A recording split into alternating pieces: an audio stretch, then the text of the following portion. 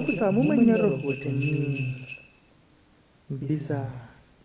jarida News TV. Barka da haka mai sauraro kuma sannu da kasancewa tare da mu a wannan tattaunawa mai albarka. Inda aima muke tafi muku da wannan rahoto na mai shirya tare da wada yar guda, inda rahoton ke jan hankulan al'umma da dama a kafafen sada zumunta da magari ga baki daya, inda tun bayan can ne aka samu wasu wallafofi da su yar guda suke yi da mai shirya da bidiyos din nasu yake nuna wasu abubuwa na daban a tare da su,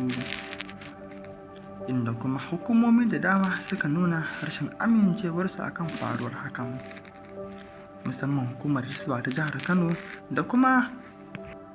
hukumar kare al'adu da al'umuran yau da kullum da hukumar tace media da tace fina-finai ta jihar Kano.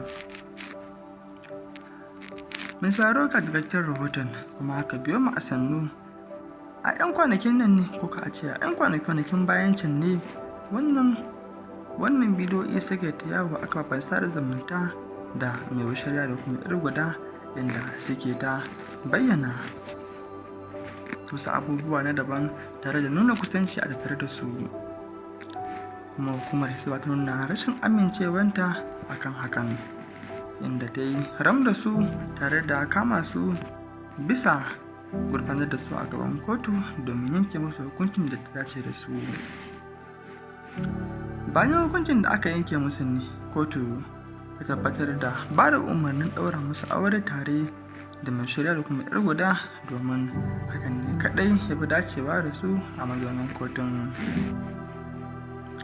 Kuma hukumar Hisban tana shirye-shiryen ɗaura musu auren a yanzu